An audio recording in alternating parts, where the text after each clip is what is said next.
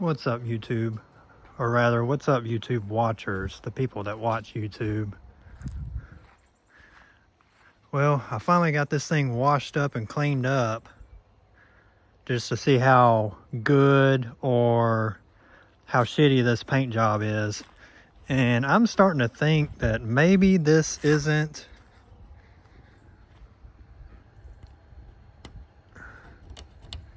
it just peels off. It's like whatever paint job was on this just peels off the hood. It's real like gummy, which I can't remember exactly. When it's soft like that, that means either the hardener or something wasn't right in the paint. But I'm starting to think maybe this wasn't a Mako paint job. Maybe this was a I don't know, somebody's homeboy down the street who says he's a painter could come do a real quick respray on it just to make it look decent, to sell it fast, something like that. But I mean, for the most part, it don't look bad. I mean, it looks good enough not to fuck with it, because I damn sure not gonna paint this thing. I have no interest in painting it. I mean, if it looks good as is, if there's no major dents or rot or anything major, I mean, it's fine. I got it sitting just about right. I don't know if I should lower the back anymore or leave it where it is. Those guys right there know what they're doing. Like I said, I got the drop spindles in the front. You can kind of see the Beltec shocks in there.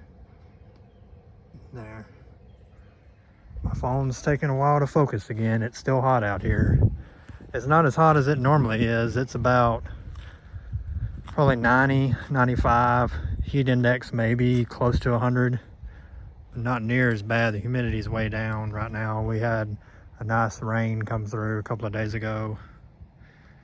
But that's where I want it to sit right there.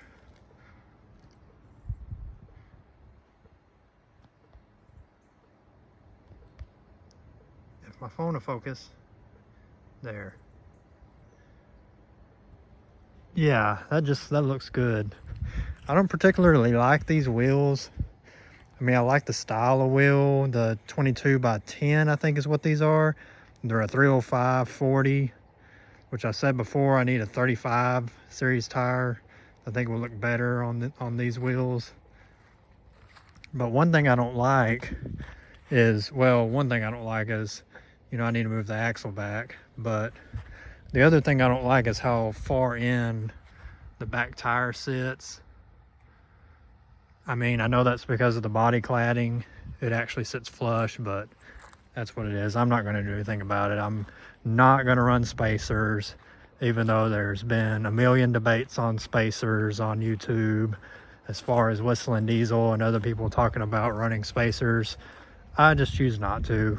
I've ran spacers on vehicles in the past, never had an issue, even crashed one vehicle that had spacers on it. Friggin' tire hit like a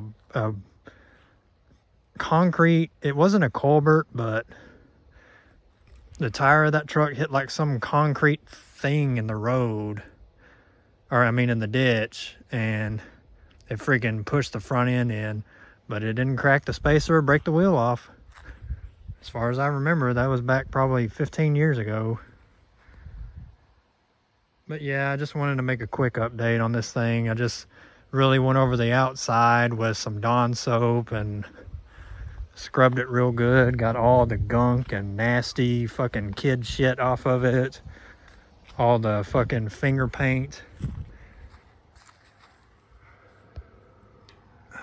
Let's see, focus phone. Like there's some finger paint right here. Just little spots of finger paint that I cannot get off the front bumper because the bumper is so faded, and you know, it's all cracked and chipped and coming apart. But I got off as much of that finger paint as I could. This headlight is still foggy. This headlight over here is clear. I actually buffed these headlights out. But the one thing that pissed me off is this side marker here. As you can see, it kind of fell out of its spot. I don't know if that's a common thing or, you know, just age, probably.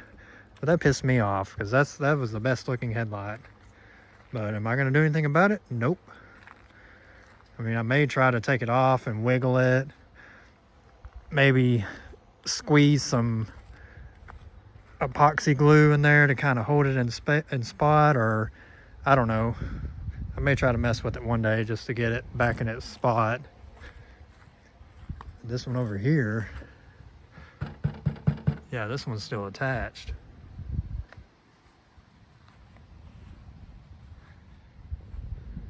Oh, but anyway, I guess I'm gonna let you guys go. That's about all I wanted to make of this. Y'all have a good day and try to stay cool.